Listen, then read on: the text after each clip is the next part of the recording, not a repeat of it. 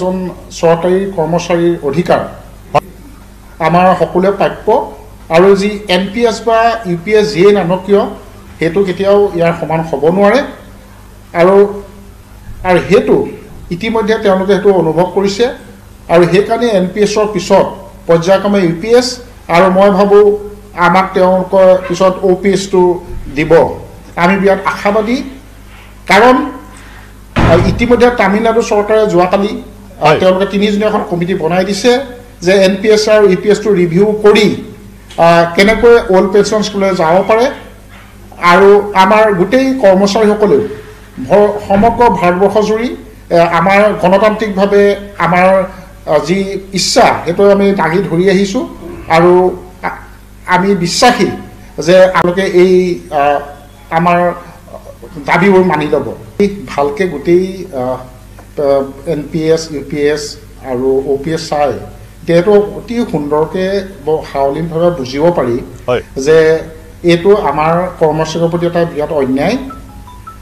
গোটেই জীৱনটো আমি সেৱা আগবঢ়াই এজন চৰকাৰী কৰ্মচাৰীয়ে যেতিয়া শেষৰ বয়সত তেওঁ ঘৰ চলিব পৰাকৈ তেওঁ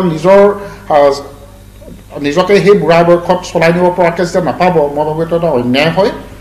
উদাহৰণ হিচাপে মই আমাৰ কলেজৰ এটা উদাহৰণ দিব বিচাৰোঁ আমাৰ কলেজত একেলগে 2জন শিক্ষক ৰিটায়াৰ কৰিছিলে যোৱা বছৰ এজন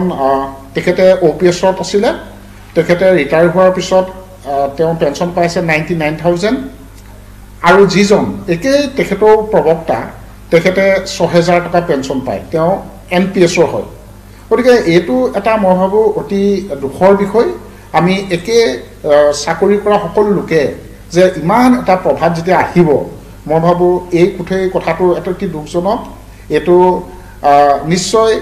বুজি উঠিব সকলোৱে আৰু আমি দৃঢ় বিশ্বাসী যে আমাৰ যি ন্যায় আমি পাবলৈ সক্ষম হ'ম OPSৰ ক্ষেত্ৰত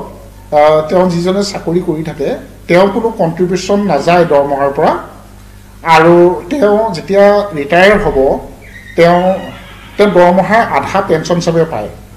আৰু তাৰ যিটো ডিয়াৰনেছ এলাউন্স সেইটো তেওঁলোকে পাই গৈ থাকে কিন্তু NPSটো সম্পূৰ্ণ তাৰ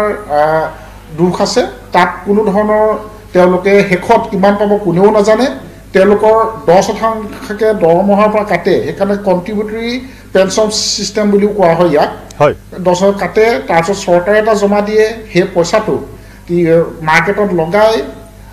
শ্বেয়াৰ মাৰ্কেটত তাৰ পৰা যেতিয়া যিটো প্ৰফিট হ'ব মিলাই মেলি যিটো হ'ব তাৰে 40% এটা তেওঁ ফিক্স হিচাপে থৈ তাৰ ইণ্টাৰেষ্টতহে পইচা দিয়ে গতিকে এইটো শ্বেয়াৰ মাৰ্কেটত লগোৱা পইচা বাঢ়িবও পাৰে কমিবও পাৰে আৰু কোনো নিশ্চয়তা নাথাকে কিমান টকা পাব গতিকে এই ক্ষেত্ৰত এজন চাকৰিয়ালে এই শংকিত হৈ উঠে যে তেওঁ কিমান টকা জমা হ'ব আৰু তেওঁ কিমান পেঞ্চন পাব নাজানে গতিকে এই ক্ষেত্ৰটোৰ কাৰণে OPSটো সকলোৰ কাৰণে গ্ৰহণযোগ্য আৰু যিটো আমাৰ ভাৰতীয় সংবিধানৰ কেইবাটাও ক্লজত স্পষ্টকৈ উল্লেখ কৰা আছে যে পেঞ্চনটো আচলতে এইটো এনেকুৱা নহয় যে কোনোবাই তেওঁলোকক উপহাৰ হিচাপে দিয়া বস্তু এইটো এটা অধিকাৰত পৰে তেওঁ গোটেই জীৱন সেৱা আগবঢ়োৱাৰ কাৰণে তেওঁ এইটো এটা পোষ্ট ৰিটায়াৰমেণ্টৰ এটা তেখেতক সেই চাকৰিৰ বেনিফিটত পোৱা তেওঁ এটা ব্যৱস্থা